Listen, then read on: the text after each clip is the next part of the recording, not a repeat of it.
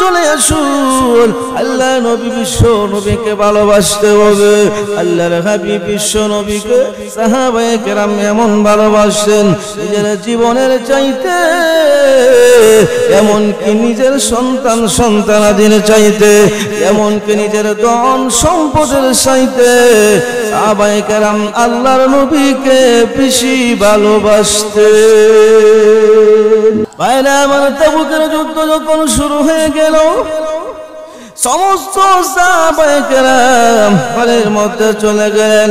আবু বকর চলে গেল, উমর চলে গেল বাড়ির মধ্যে।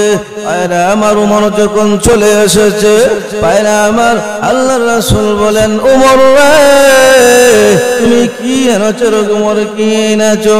উমর বলেন, ইয়া রাসূলুল্লাহ, ও নবীজি আমি বাড়িতে অর্ধেক সম্পত্তি রেখে এসেছি।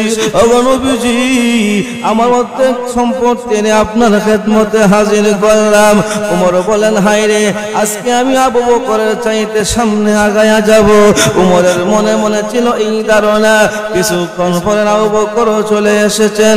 আল্লাহ রাসূল বলেন, আবু বকর তুমি কি এনেছো, কি নিয়ে এসেছো? আবু বকর বলেন, ইয়া রাসূলুল্লাহ, ইয়া হাবিবাল্লাহ, ও নবীজি আমার ঘরের মধ্যে আমি কোনো কিছু রেখে আসি না। নবী গো, আল্লাহু আ'লামু ওয়া রাসূলুহু, ও নবী আমার ঘরের মধ্যে আল্লাহ এবং তার রাসূলকে রেখে এসেছি।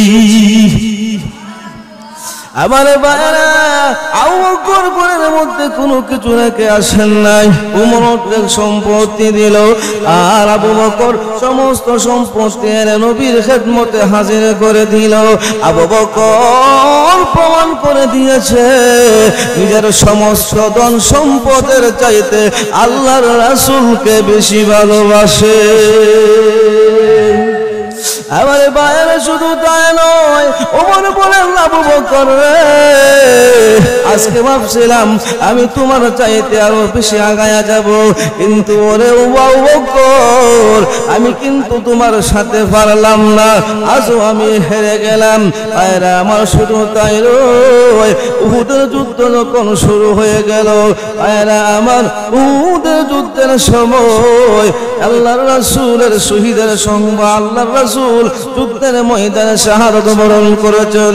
এই সংবাদ যখন উহুদের পাহাড় উহুদ প্রান্ত থেকে মদিনায় পৌঁছে গেল, এমনি এক মহিলা সাহাবী শুধু মদিনার দিক থেকে উহুদের প্রান্তে রওনা করেছে।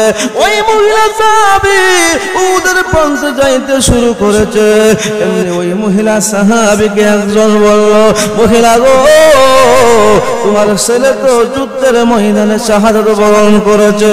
ওই মহিলা সাহাবী বলেন, তোমরা শুনো, আমার ছেলে দুনিয়া থেকে বিদায় হয়ে গেছে, শাহাদাত বরণ করেছে, এতে আমার কোনো সমস্যা নাই। তোমরা বলো রে আমার রাসূলের কোন অবস্থায় আছে?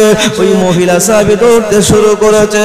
উহুদের প্রান্তে দৌড়ে আর দৌড়ে ভাইরা আমার কিছুক্ষণ আবার সামনে আগানোর পরে আর একজন বলল, মহিলা গো, তোমার স্বামী তো উহুদের প্রান্তে যুদ্ধের ময়দানে শাহাদাত বরণ করেছে। ওই মহিলা সাহাবী বলেন, তোমরা শুনো রে, আমার স্বামী উহুদের ময়দানে শাহাদাত বরণ করেছে, এতে আমার কোনো সমস্যা নাই। তোমরা বলো আমার নবীর কোন অবস্থায় আছে? ওই মহিলা সাহাবী প্রমাণ করে দিলেন নিজের সন্তানের চাইতে, এমনকি নিজের স্বামীর চাইতে আল্লাহর রাসূলকে বেশি ভালোবাসে।